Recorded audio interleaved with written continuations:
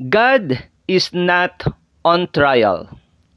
Hindi kailangang patunayan ni Lord ang sarili niya para magtiwala ka.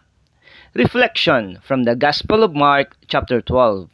And from Mark 12 verse 15, the scripture says, "Bakit niyo ba ako sinusubok?" Napakaigsing linya ng scripture ngunit may malalim na kahulugan na maaaring gumising sa ating kaisipan at magpabago sa ating pagkakilala kung sino ba talaga ang Diyos sa buhay natin. Welcome to Morning Mirror, your daily reflection. Kapatid, may mga pagkakataon ba sa buhay mo na parang sinusubok mo si God? Lord, kung gawin mo to, maniniwala ako. Lord, kung sagutin mo ito, susunod ako. At hindi mo namamalayan, hindi ka na nagtitiwala. Sinusubok mo na pala siya. Sa kwento ng Mark 12, lumapit ang mga Pariseyo kay Jesus, nagtanong sila. Mukha namang tama ang tanong. Mukha namang espiritual.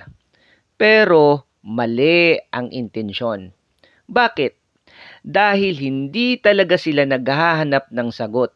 Hindi talaga sila naghahanap ng katotohanan.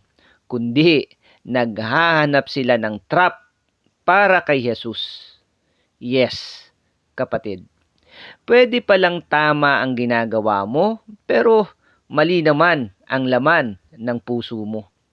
Sa puntong ito, sumagot si Jesus, "Bakit ba ninyo ako sinusubok?" Isang diretsyong tanong.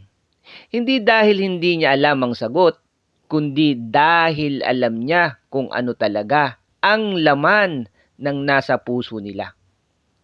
Kapatid, hindi naloloko si Jesus.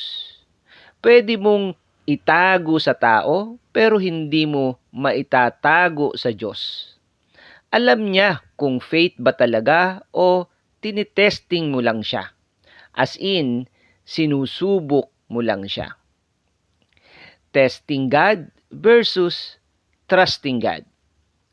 May malaki itong pagkakaiba. Testing God and trusting God. Kapag tinetest mo ang Diyos, may kondisyon ka.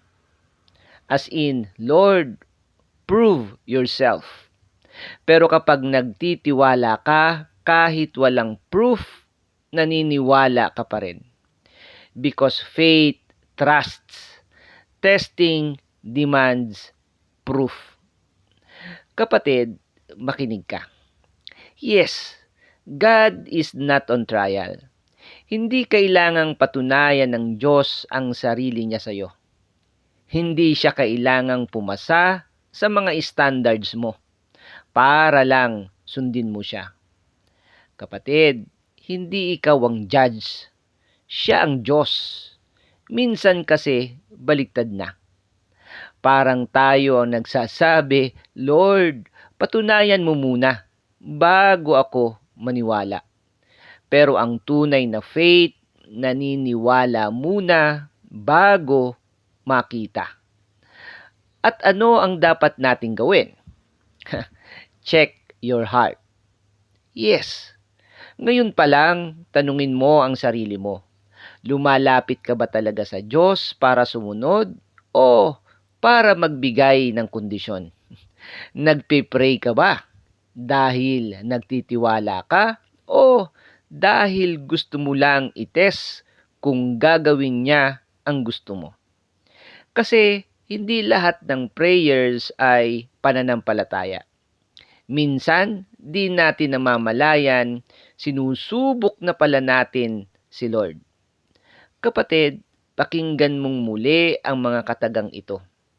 God is not on trial. You are. Faith trusts. Testing demands proof. Hindi ka judge. Ikaw ang tinatawag na sumunod. Stop testing God and start trusting Him. Hindi kailangang patunayan ng Diyos ang sarili niya. Real faith believes. kahit walang kondisyon. Let us pray. Lord, patawarin mo kami sa mga pagkakataon na hindi kami lubos na nagtitiwala sa iyo, kundi sinusubok ka namin. Turuan mo kaming magtiwala kahit hindi namin naiintindihan ang lahat. Tulungan mo kaming sumunod kahit wala pang sagot. Sa pangalan ni Jesus, Amen. Kapatid, tandaan mo ito.